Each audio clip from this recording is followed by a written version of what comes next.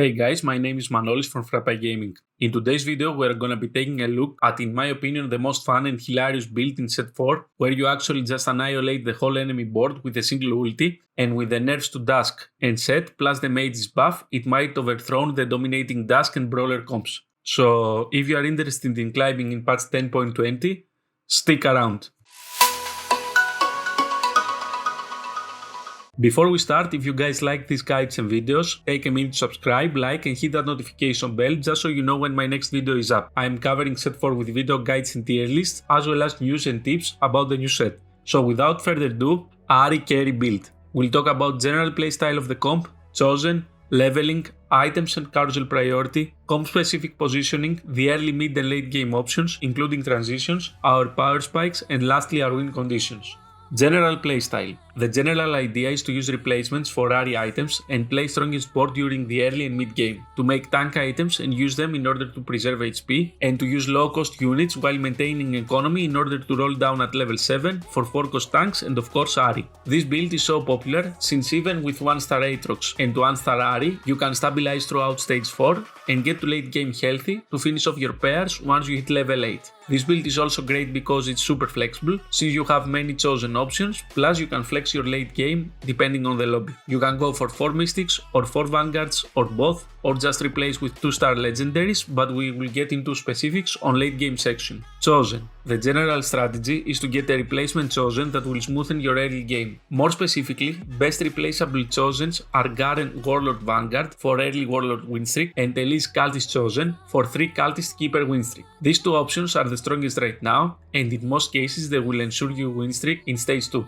Once patch 10.20 is live, early Cultist Power Spike is toned down a bit, but it will still be one of the strongest openers. One trick I would like to share with you guys is the Warlord synergy manipulation. So in the starting carousel, if there is a Garen or a Nidalee with a component I need, I instantly go for it because the first 3 neutral rounds count as victorious battles even if you don't have 3 Warlord synergy up. That means that if you acquired the Warlord in the starting carousel and you ended up with 3 Warlords in the first PvP round, they will have 200 to 300 HP and 20 to 30 SP before you even face your first opponent. Of course, early chosen will be discarded for a chance for a 4 cost on the 4-1 level 7 roll down. The best chosens for AHRI carry are of course AHRI Spirit and maybe Mage after the buff in 10.20, Aatrox and Sejuani Vanguard chosens, and Cassiopeia or Shen Mystic chosen. The only time I do consider keeping an early chosen for this build is chosen Jaina, since she rolls mana reduction and she is completely busted in all stages of the game. Leveling. This is a normal level 7 roll down build, so if you get one of the optimal Warlord Cultist starts, you go for win streak. Level 4 on 2-1, pre-level to 5 before carousel, level to 6 on 3-1, level to 7 on 4-1,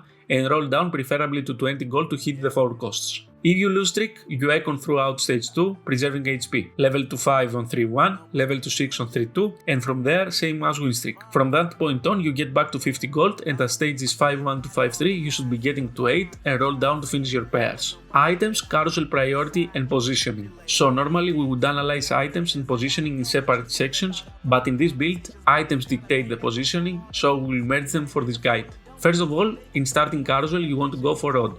Now depending on what the game gives you, you will have to make a choice. If you are getting many mana items, you will have to go for backline AHRI with QSS and Jewel Glowland plus a mana item. If you are given spell power items, you better off frontline your AHRI with Guardian Angel and double Jewel Glowland or Deathcap plus Glowland. There is some math involved, I got a link in the description explaining exactly what's better, but bottom line, 80% of the time, Deathcap Glowland performs better than double Glowland.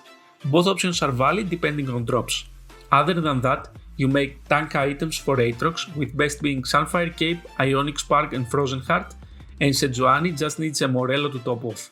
Just a tip about general itemization is that Sunfire Cape isn't anymore the go-to option from early to late game, since it falls greatly after the 1 second nerf, so consider better options unless you can utilize it early game. Early, mid and late game strategy. So we already suggested trying to utilize 3 Warlords or Cultists in stage 2. In the Warlords variation, Garen will get all the tank items and Nidalee all the AHRI items, whereas in the Cultist variation, Elise will be the tank carrier and TF will be the SP carrier. At stage 3, strongest board is either 3 Warlords, 2 Keepers, 2 Vanguards, 2 Sharpshooters, or in the Cultist variation, 3 Cultists, 2 Keepers and eventually 6 Cultists. I have included a Moonlight variation, especially if you get a Moonlight chosen early, where you go for early 2 stars with Moonlight and complete synergies with Brawler and Assassins, but in most cases you just opt in for a Diana 4-star reroll. At level 7, you sell your replaceable chosen and any trash bench and roll down. I would consider to stop rolling when I have at least an Aatrox and an AHRI. At this point, you want to replace the low cost units and your board after the roll down should look like one of these variations. Either of these should keep you stable throughout stage 4, especially if you got a 2-star AHRI or Aatrox. Powerspikes. Early game we just use replacements. Our first bigger power spike comes on level 7 with AHRI even at 1 star and 2 SP items. She will most likely one-shot entire teams at stage 4. Minor power spikes are the 2 Vanguards and 2 Mystics. AHRI 2 will amplify the damage by a lot, ensuring that you will one-shot anything once it pops off. If you frontline her, make sure you have Guardian Angel, just like Gangplank in set 3. Aatrox and Sejuani are a big power spike as well if you backline her, so they buy her time to top off. Our win condition for this build is AHRI 3, but after the recent changes to 4-cost drop rate, that will be much harder to get, but what I found most success with right now is late game to go for 2-star Kayn, who opens access to the opponent's backline. Okay guys, this build will be one of the top contenders this patch.